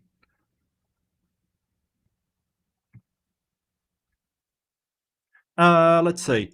What really were the world fairs all over the earth at the same time, with infants in incubators displayed within them in the 1800s? Maybe Jesus was already here before them. I have no idea what that means, but I wanted to read it out because it sounds wild. Wild. Oh, I'm glad you're enjoying. Justice for Nimrod. Absolutely. Justice for Nimrod. Mighty Hunter. In all seriousness, I love this. I'm glad you do. I love it too. It's very, very it's very cool, and you know, I'm learning a lot about the Bible. I am, as I'm compiling these, I'm actually learning a lot. Wasn't it Shep, Mo, and Curly? Yeah, maybe. How dare you forget Larry? How dare you forget Larry? Look, justice for Larry. Everyone remembers Mo and Curly, but no one remembers Larry. It's not right. Nimrod made the dinosaurs go extinct. Well, apparently they were dragons for a start, and apparently, maybe. Like, can we have that as a movie premise? Like, Nimrod, and he just like it's a movie about a guy hunting dinosaurs and wiping them out. Like, what was that movie about the dragons? Age of Fire or something. I can't remember the name. It had like Christian Bale in it, I think. And they were like hunting, like something like that. But it's Nimrod. Nimrod. I'm not sure if that's biblically accurate, but hey, there's been a ton of stories not biblically accurate. Shep's my favorite stooge. Yeah, absolutely. Here, Nimrod is a term for a foolish person. I don't know why. I mean, you're religious, and apparently Nimrod was a great and mighty hunter. So maybe they're saying he was a redneck or something. I don't know. Herman in the Bible had a good shout out for worship leader. Okay. Oh, He-Man in the Bible. Oh, He-Man in the Bible. Yeah, apparently He-Man's coming back. I don't know how that's happening, but apparently He-Man's coming back. I think you know, for some reason the right are pissed off about it, but they're pissed off about everything. I mean, they're the biggest snowflakes. It's ridiculous. So much for all knowing. Yeah. One by land, two by sea says God meant go forth and divide. Yeah. So if you don't know the story coming up next, because I've already translated it. Next week we'll be having, you know, what happens when people get too cooperative. So you're not wrong. That's the thing. When people get too cooperative, God doesn't like it. No spoilers. But yes, you're not wrong. This works on so many levels because, yeah, multiply and divide, but also he doesn't like it when people work together. Let me give you the tip. So Ham and Japheth became anti-Shemitic. Yeah, I don't know if they're anti-Shemitic, but they definitely were not of the Semite family. And it's been used for like it's been used for a lot of anti-Semitic sort of propaganda. So, you know, I mean, I don't know why their brothers would have hated him. Looks like the flood really did happen, and so already did the apocalypse. Okay, the flood did not happen. Okay, we know geologically what floodplains look like, and they're not all over the world. That and like a billion other reasons why we know that the flood did not happen. Not least of all is that we've got from hieroglyphics in Egypt a continuous Egyptian dynasties from one to the other right through that time period without mentioning that their civilization was flooded away. They recorded floods, but the Nile floods every year, so that is not surprising. They're aware of floods, but for some reason the Egyptians didn't have it. The Chinese didn't get this flood. They've got an unbroken, we've got records of the Chinese civilization, which Chinese civilization goes back a really long way. In fact, we still use their astronomy records, like positions of stars from that time period, because they were so accurate in doing it. Chinese civilization was amazing during that time. And that was unbroken through that time period as well. So were the Japanese. So were these other civilizations. It's very strange that, you know, the flood happened and none of the rest of the world noticed it. And, you know, it didn't leave any signs on all around the world consistent with flooding. Like, okay, for example, Rusty, you've got the Missoula floodplains, right? Geologists look at it and they go, yeah, a flood took place here, probably during the last ice age when glaciers melted and a whole bunch of water came across the Missoula floodplains. And they can see the geological marks of this. Like there's scrapes from where boulders were rolled and all of this sort of geological information they have on it. But we don't have that for the world. Okay, we don't have it.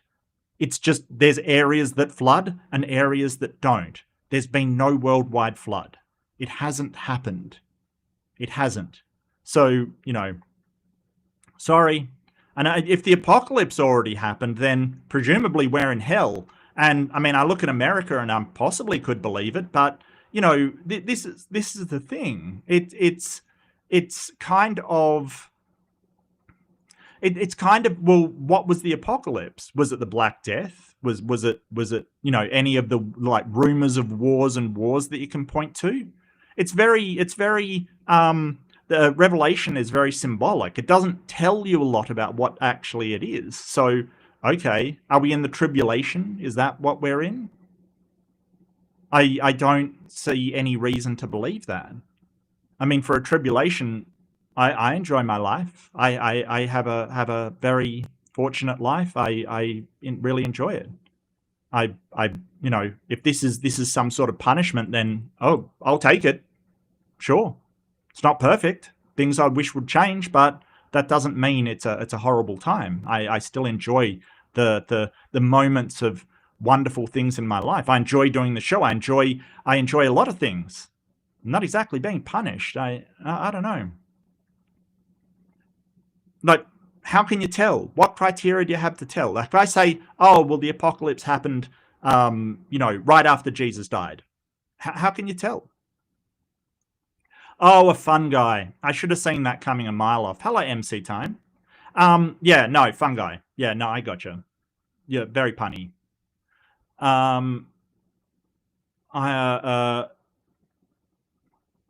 What's I say? I feel like an idiot. I feel like a boomer asking this.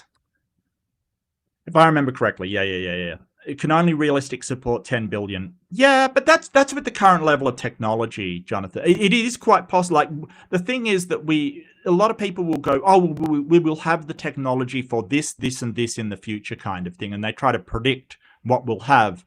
And to me, it is the same as the people in the 1800s going, oh, we'll all have flying carriages and, we will glide through the, it is, I tend not to try and predict technology in the future because we always either predict things that we don't have, like we all have flying cars, or we don't predict things that are now completely ubiquitous, that are completely common, like, for instance, mobile phones. Right? Like, I try not to do that. But it could well be that we have technologies to have a lot more people on the earth. But I'm saying because we can't predict what we will have or won't have, we should temper that with some reasonable expectations based upon not knowing what technologies will come out. I'm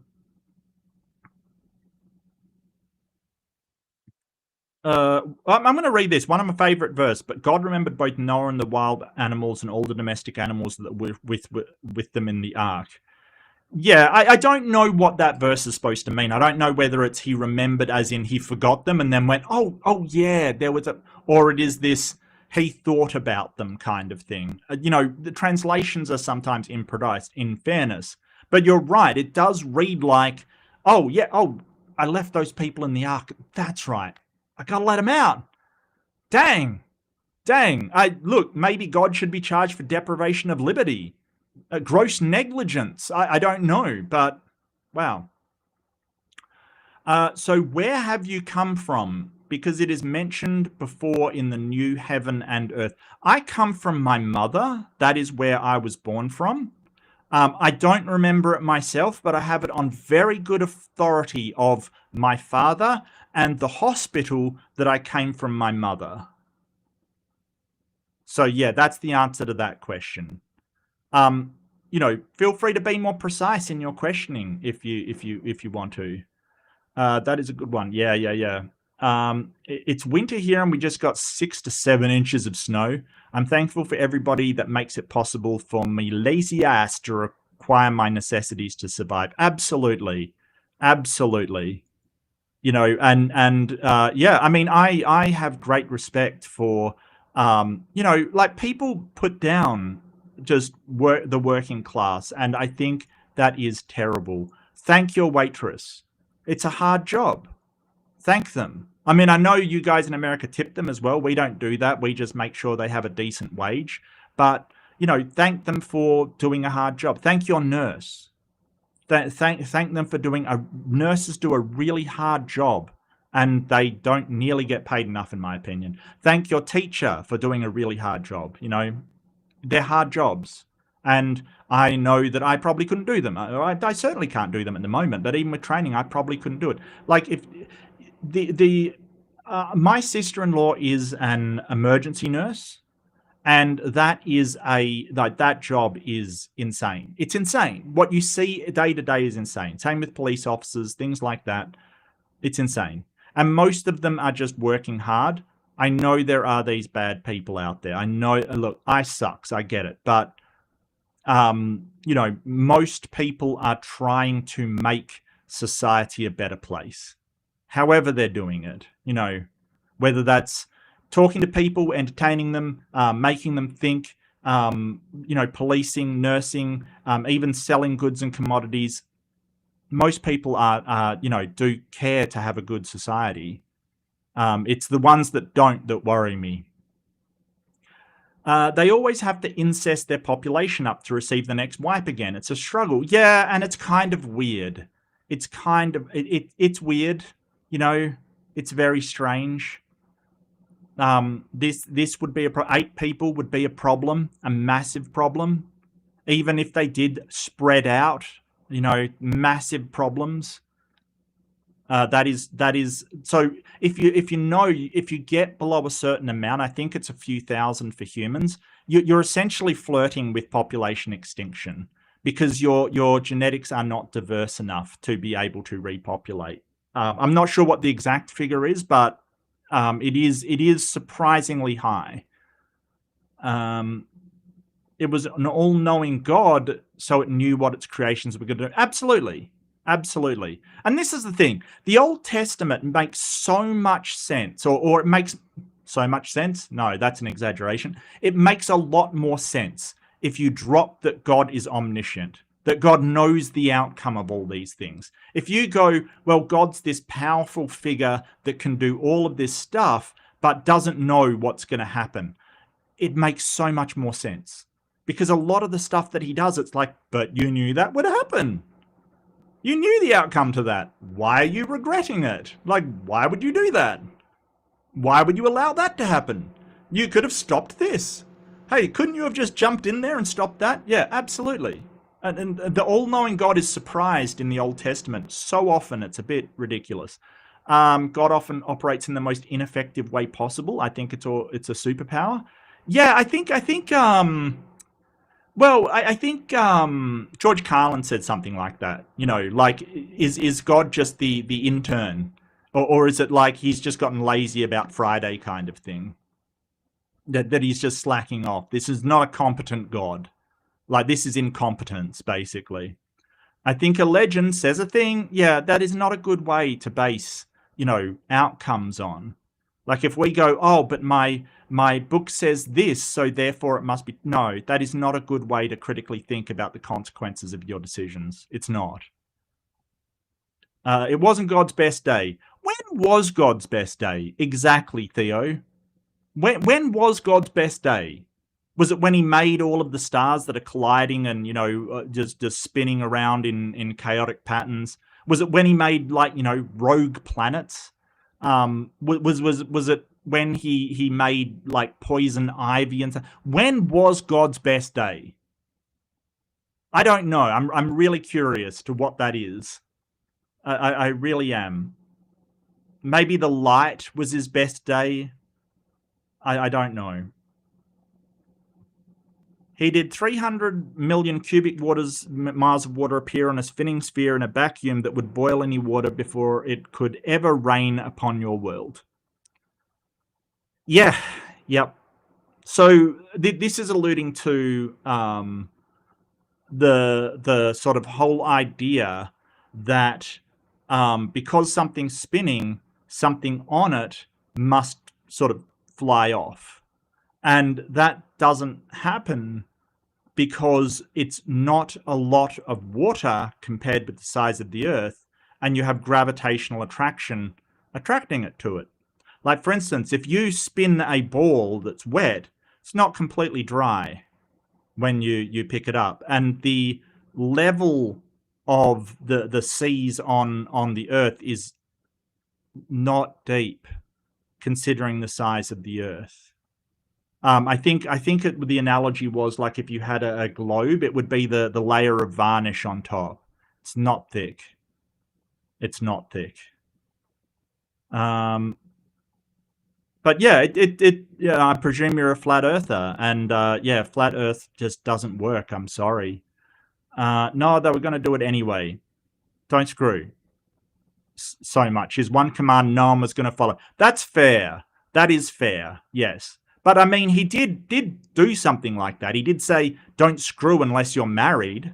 Philosophy. Like, SP, he did say something like that. Like, no one was going to follow the command, don't screw unless you're married, right? Like, that has been a feature of humans for all time. Now, is it a good thing? No, I don't think so. I think that if you're in a marriage, it's really, really bad.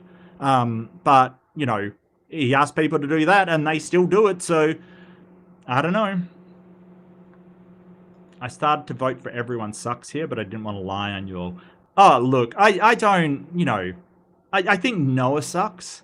I think his kids didn't do anything wrong. I don't know. I mean, I give kids a bit of a leeway, you know, laughing at their parents. I mean, come on. How did 350 million cubic miles of water appear on a spinning sphere in a vacuum that would boil any water before any rain on your world? It didn't appear. It didn't appear. And where do you think, what do you think happens when water boils? What do you think happens to the water? So, you know, what we're really talking about is you're saying it would boil. Where would it go? Right? Where would that go? And I'll give you a hint. First law of thermodynamics. Okay? If you don't know, because, I mean, you are a flat earther, you probably don't understand the laws of thermodynamics correctly. Energy can neither be created or destroyed. And since matter, like water, is a form of energy, it's kind of energy that's been in matter form, it's been frozen as matter, but it can be converted to energy. It can neither be created nor destroyed. So where does it go when the water boils? It turns into steam, right? Where does the steam go? It goes up into the atmosphere, right? It doesn't go away. It gets broken down into its constituent components. So it doesn't really go away. And we think that the water got to Earth because of ice comets and things, right? That's how we think it got to Earth. Like, comets crashed upon Earth. They had a ton of ice on them. Water.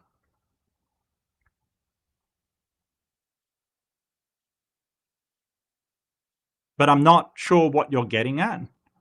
Because in order for water to be a thing, it doesn't need to rain, right? You have water in the atmosphere, right? You have condensation on the ground that's not rain. Like, you're thinking of water as having to rain, and that is not the case. Like, how does dew get there on the plants in the morning? Because it hasn't rained. It condenses. You're thinking about this all wrong. Depends on time and situation. Got to, hey, don't hassle. Brawndo is what plants crave. Brawndo is what plants crave. Kolhefe? Tap water is treated stormwater. Yeah. I mean, we recycle. I'm not sure to what degree, but definitely we recycle a lot. If there's not enough water in a location, move to another location. Where do you think in Australia is going to have more water? And people aren't already at? No.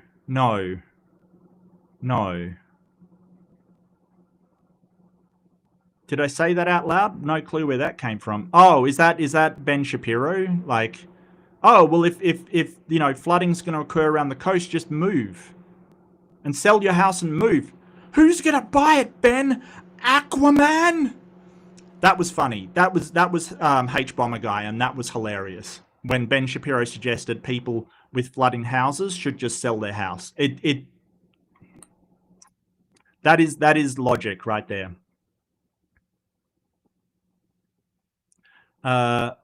Is man the arsehole? Well, it depends on the man.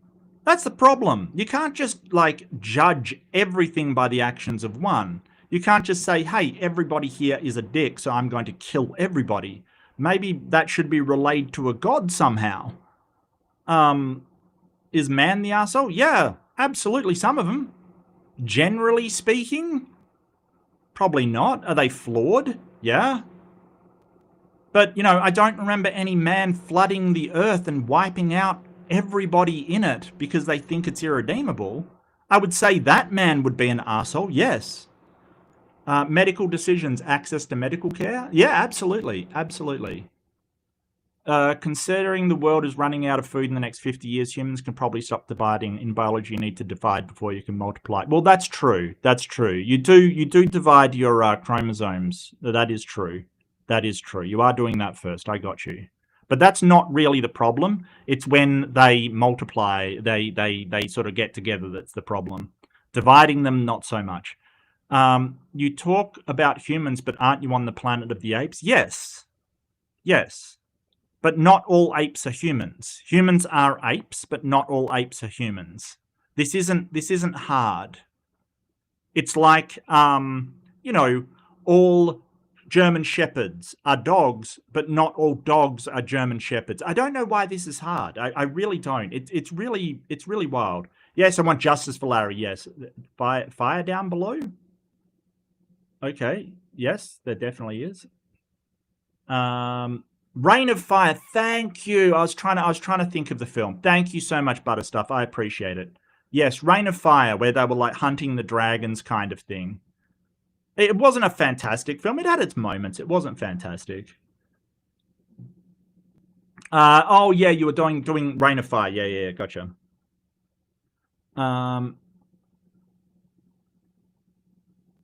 No way 10 billion is the max population. Some cultures can grow food on water surface already. Well, it depends. It depends on what sort of level of, resource consumption that you're talking about, because power is going to be an issue, like energy resources. You have to have waste, just like, taking care of waste, and we've already got problems with that. Now, don't get me wrong, there's probably going to be solutions in the future, but at the current level of our technology, it can't be over that. Like, we're not saying that that's going to be the max.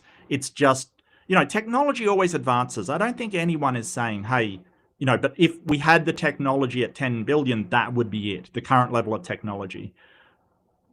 Yeah, wristwatches in the 60s. In fairness, you can get like, eye watches and things, shoe phones in the 80s. Yeah. And you don't have problems with a prime. What the hell is a primordial Eve? There is no such thing. There's no such thing. It's a story. There is a mitochondrial Eve, but we can trace back mitochondrial DNA. But guess what? She wasn't the only woman at the time.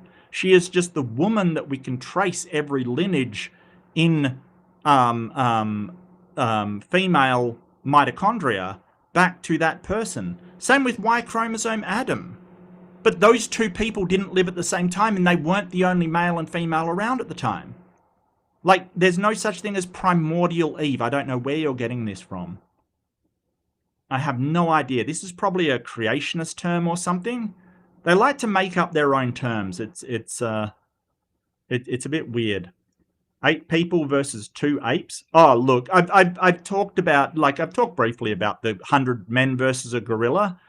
I think that 100 of anything would probably overpower the thing. But, you know, I mean, a gorilla would totally yeah, I don't. Oh, you're talking about the origin of civilization? Yeah, there weren't. There weren't 2 apes. It's always been a population, probably of thousands.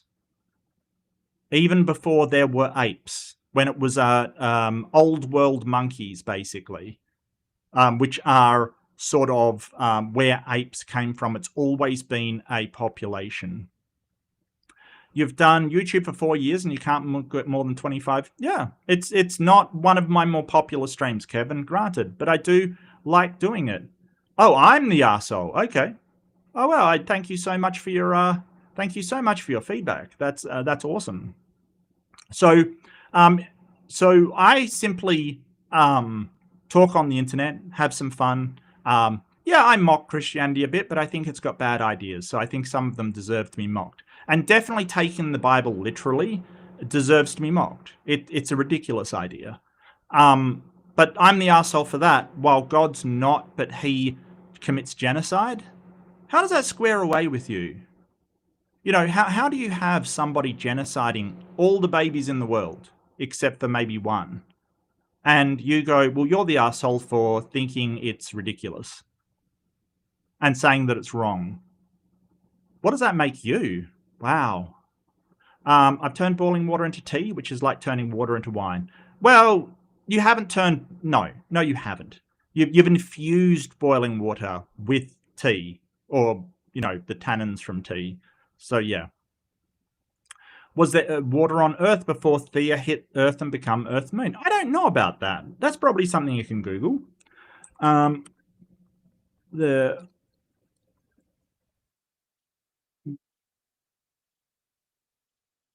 don't think so. I think from memory, if I remember correctly, I think that Earth was sort of in a molten state when Thea hit it. So I think that it was probably before there was liquid water on Earth.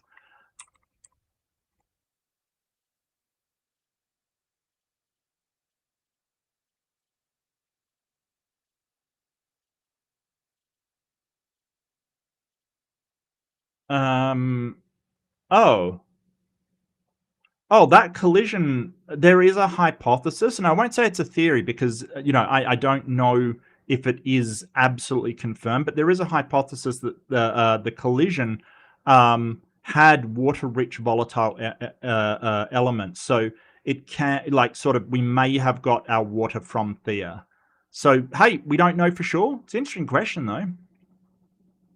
So it may be, no, that is what caused the water to come about.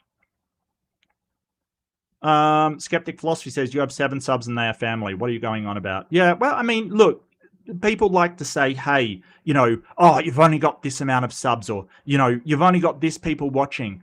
I think it's much more telling that they think that popularity makes them good or bad. You know, they're not interested in what you've got to say. They're not in, you know, popularity and being big is not the aim of what I do. It is not what I am trying to do. So I don't, you know, it doesn't worry me in the slightest. Why would I be worried? Someone goes, oh, well, you don't have a ton of followers. Okay, you're right. I don't. And what does that matter? Like, is the only way you judge your worth by how many people are following you? Is that really how you evaluate yourself? Like, not for the quality of your ideas, how nice you are to people, how much you benefit society, anything like that, but rather how many people are listening to you. I mean, okay, I judge myself by a different criteria. If that offends you, it's your problem, not mine. But it doesn't worry me. I would rather have 25 awesome people than thousands of dickheads watching. That's just me. You can go your own way, start your own channel, get your own followers, as Skeptic Philosophy is sort of pointing out. But I would imagine that if the only reason you are starting a channel is to get big and have people follow you, your content is going to be shit. Now, it can be a reason, but I think you need more than that. I think you need to have something that you are passionate about or you want to do, or if the only reason you're doing it is so people follow you, I think that's a recipe for disaster. I really do. Because, you know, we want to do things that we're passionate about. But hey, you do you. You do you. Meant to move to places like Vegas that don't have water. Why move to places like Vegas that don't have water? Well, I mean, there's other stuff there, right? Like, it's not like you're moving for the water, but no, I get what you're saying. I get what you're saying. And I think that you know, we've got a great capacity to live in places that, you know, before that technology was invented, we never could have lived. You know, like, so even, you know, it's like saying, well, why would people move to, you know, the Arctic Circle kind of thing? Well, because there's things there. There's people there. There's civilization there. Some people like the snow. They're insane, but some people like it, you know. Yes, it is man who is the arsehole for making up gods. That is a good point, Skeptic Philosophy. Good point. Adam and Eve was a metaphor. Yes, I agree. Well, I don't know about a metaphor. I think it was a creation story, like a creation myth. It's like when the Greek mythology is that Zeus made men out of gold, but they didn't last, and so he made them out of, you know, silver, and they were all evil, and then he made them out of iron, and we're the ones made out of iron, kind of thing. You know, it is just a myth. It's just a myth. Like, that isn't where people came from. Primordial Eve might be the first universal common ancestor with sexual reproductive capacity. I don't know. I have no idea. Seagulls, arseholes. Absolutely right. Absolutely. Absolutely. And you know what else is? Ibises. Ibises are complete pricks. We call them trash chickens. And they are terrible. Humans are Catarrhine monkeys, as are other apes. Take your pick. It's all primates around here in these parts. Yeah, so Catarrhine monkeys are the old world monkeys. Like so basically old world monkeys split into apes and new world monkeys. So they're the old world ones. It's why we still can get a tail if the genetics is switched on. We will grow a frickin' tail.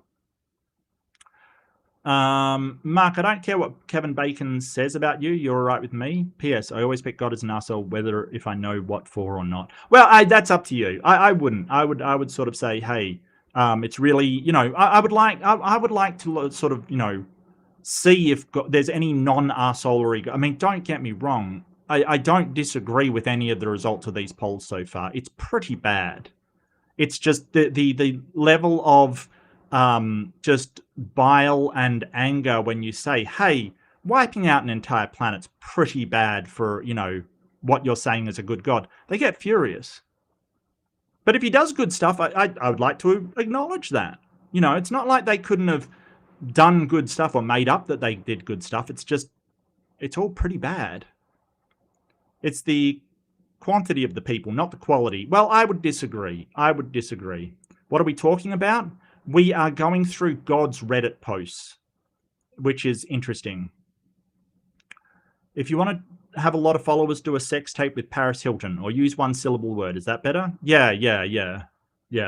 Apparently, if you want a lot of followers, just huck tour that on, and there you go. Yeah. I've cracked the code. I'm not huck touring enough. Okay, I knew it. I got to huck tour more. I'm sorry. What was the dude's name? Was it Kevin Bacon? Yeah, I don't think you're the real Kevin Bacon. I think Kevin Bacon would have an issue with Kevin Bacon. But yeah, no, I'm sorry I don't hock tour enough. I'm sorry. Shall we pick the right one? Absolutely. The right one is whichever one you feel. And God is the arsehole again. Awesome. Yeah, I mean, I don't do these segments because they've got a ton of followers. I do them because I enjoy them, and I like hanging out with you guys. It's a lot of fun. I like reading through your comments. I like the cheeky nonsense you put in chat. It's a lot of fun. I really enjoy it. I know my debates get way better numbers, but you know, I don't mind doing these at all because I enjoy the people. I enjoy the entire thing of it. I really do. So yeah, if I didn't enjoy it, I wouldn't still be doing it. That's the thing. You know, that's why somebody can, like, if it was just followers, you know, and all I was after is people following me, I probably wouldn't still be doing this. But that's not the reason I do it. So your hair is a bird, your argument is invalid. Oh, McTime, yeah, no, I totally understand, mate. I totally get you. I really do. And, you know, there is a meme about the angry atheist. And I realize that that's a overgeneralization because there's a lot of atheists that aren't. But they're not angry at a god. And that's where the confusion lies, because they're like, oh, you're just angry at God. No. Atheists that are angry that they've been fed bullshit for most of their life that turns out not to be true. They're angry for being lied to. They're feeling a lot of self-recrimination for something that when you look at it in hindsight, it seems kind of obvious that it's not true. And, you know, when you learn critical thinking and rationality, you sort of go, well, if I'm going to be rational about this, it's probably not true. And, you know, a lot of the arguments that they give just turn out not to be true. Like, you know, oh, water on a spinning ball can't possibly stay on it. You know, when you get to the other side of that and go, oh, well, you know, we understand how the physics works. It's just not true. Sorry. And so they're angry at the people that convinced them that this nonsense is all true, that made them afraid and hopeful in order to make them believe this stuff. And I think, McTime, I don't want to really speak for anybody, but I think there's a lot of self-recrimination there, which is unjustified, and I don't agree with. Like people going, "Oh, I should have seen that," and I understand everybody's done self-recrimination for believing something that they probably should have seen is bullshit, right? Like everybody has been there, but like, you know, and that's why I say be kind to yourself. It's not your fault. It's not your fault. But I think a lot of atheists have that self-recrimination of, man, I should have seen this. You know, I feel like such an idiot. And it's not that. That's not the problem here. Like, it's not your, you know, nobody expects you to see that. It's okay. You know, it's a case of indoctrination. It's a case of, you know, having a system set up to prey on people's fears, the fear of hell, fear of punishment, fear of someone watching, and hopes, the hope of heaven, the hope of, you know, Jesus coming back, the hope of all this thing. They're the exact same emotions that scam artists prey on, right? That they prey on, yeah, like prayer, get it? I did not mean to make a pun, but that was actually good. The fear of missing out on this, you know, if you don't help me, the Nigerian prince is going to be, you know, killed or whatever. It's that fear and hope. Oh, well, you might make a ton of money if you do this. It's the exact same emotions that they prey on. And we should be turning to rational thought for on a basis of what is true and what is not. But if you have been even down the most ridiculous cult, please stop self-recriminating. Everybody's fallen for something, and it's not your fault. It is something that the system and the the people that did it are working towards. But if you're a Christian, stop saying we're angry at God. We're not angry at God. We're angry at the religion. We're angry at the religious authorities that have peddled this nonsense. We're angry about the people that are trying to change laws to ostracize anybody not of their religion, and basically make it a two-class system where you have religious people and then, or of one religion, then everybody else. Nobody's angry at God, a God they don't think exists. Nobody. But the people that are peddling it, that are pushing it into places, yeah, that makes us angry. Oh, sorry, a NetTube user. Some people, believers, use scientific terms like primordial Eve, yeah, and intelligent design, and what was the other one I got the other day?